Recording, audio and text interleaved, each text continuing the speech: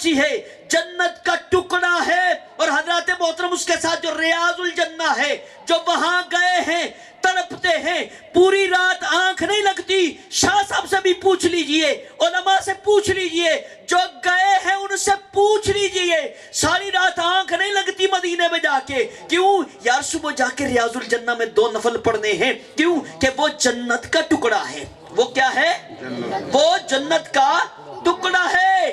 حضرات محترم، یہ جنت کا ٹکڑا، اس کی اتنی توقیر، اس کی اتنی عزت، اب اس کا مقام بیان کروں وقت لگے گا۔ یہ جنت کا ٹکڑا، اس کا اتنا مقام، میرے پاک نبی نے فرمایا فاطمہ تو بضعۃ منی، لوگو یہ تو جنت کا ٹکڑا ہے اور فاطمہ میرے جگر کا ٹکڑا ہے۔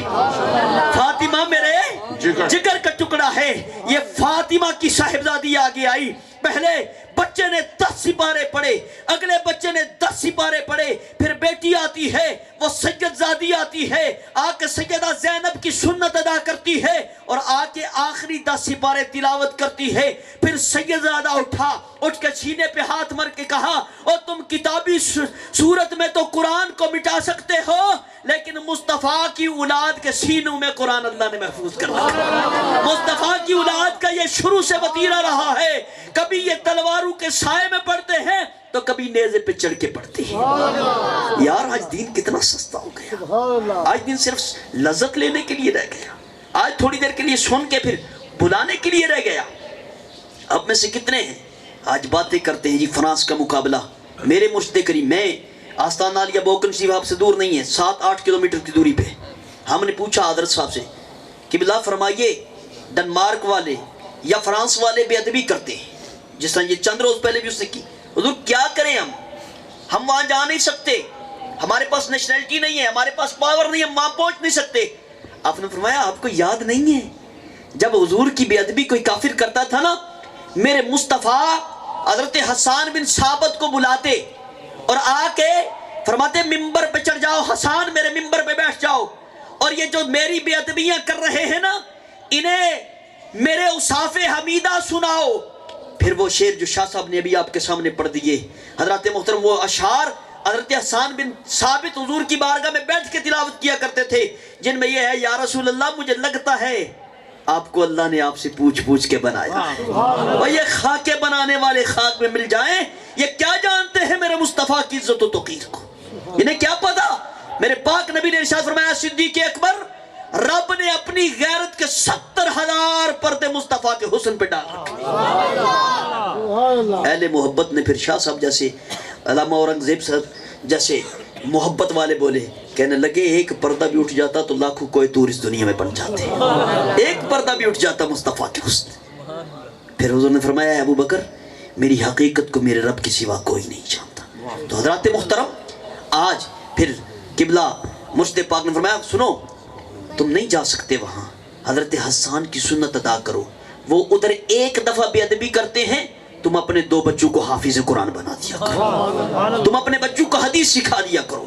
آج اگر آپ میں سے کسی کا دل، میں کسی کا کہہ گیا، کہنا نہیں چاہیے تھا، لیکن خدا کی قسم آپ کے چہروں سے لگنا چاہیے، آپ کو کتنا ان پہ غصہ ہے، آپ کے عمل سے لگنا چاہیے، آپ کے کردار سے لگنا چاہیے کہ آپ کو نبی پاک صلی اللہ علیہ وسلم کی اس جو انہوں نے بے ادبی کی ہے اس پہ کتنی تکلیف ہے۔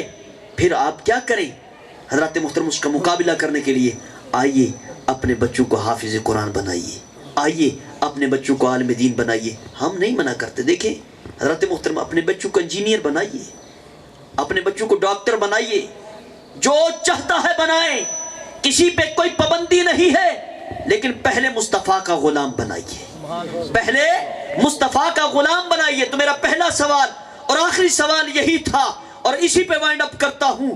آج تیرا بیٹا ہر قسم کی مشینری چلانا جانتا ہے، لیکن افسوس ہے تجھ پہ، افسوس ہے مجھ پہ اگر وہ مصطفیٰ کی ناموس پہ پہرا دینا نہیں جانتا۔ آؤ اپنے بچوں کو رسول اللہ صلی اللہ علیہ وسلم کی غلامی سکھا دو، آؤ مرنے سے پہلے ادبوا اولادکم علی ثلاث خصال حب نبیکم حب اہل بیتہ وقراءۃ القرآن او کما قال علیہ الصلوۃ والسلام۔ باقی اگر میرے مصطفیٰ کی ذات کے بارے میں پوچھتے ہو تو مصطفیٰ نے اعلان کر دیا لوگو من کانا کنت نبیم و آدم بین الماء والتین. پانی ادھر پڑا تھا، مٹی ادھر پڑی تھی، خمیر گندنے کو تھا اور میں خود دیکھ رہا تھا. بین الروح والجسد، ابھی روح اور جسم کا تعلق آپس میں قائم نہیں ہوا تھا، میں تب بھی نبی تھا. اور شاہ صاحب نے فرمایا رب اپنے محبوب سے پوچھ رہا ہے. آج نبی کے علم پہ جو باتیں کرتے ہیں، یہ بڑی خوبصورت بات آپ کی خدمت میں رکھنے لگا ہوں. حضرات دی وقار آج نبی کے بارے میں، نبی کے علم کے بارے میں شدید باتیں کرتے ہیں. اور آپ نے جب جس طرح فرمایا رب اپنے یار سے پوچھتا ہے محبوب کیسا بناؤں، کأنک قد خلقت کما تشاء، سونیا تجھے تیرے رب نے یوں بنایا ہے جیسے پوچھ پوچھ کے بنا رہا ہے. حضرات محترم پوچھا اس سے جاتا ہے جسے پورا آتا ہو، جسے کوئی چیز آتی نہ ہو اسے کھڑا نہیں کیا جاتا پوچھنے کے لیے. واہ میرے رب سونے، تو جس سے پوچھ رہا ہے تو نے لگتا ہے اسے سارا کچھ سکھا کے بھیجا ہے، اس نے سکھا کے بھیجا ہے، اس نے سکھا کے بھیجا ہے اور اپنے پاس رکھ کے سکھا کے بھیجا. اس لیے نبی کی شان کے کیا کہنے، خدا کی قسم ہم ساری زندگی لگتے رہیں ہم یہی کہیں گے یا صاحب الجمال و یا سید البشر من وجهك المنیر لقد نور القمر لا يمكن الثناء كما كان حقه. بعد از خدا بزرگ تو ہی قصہ مختصر.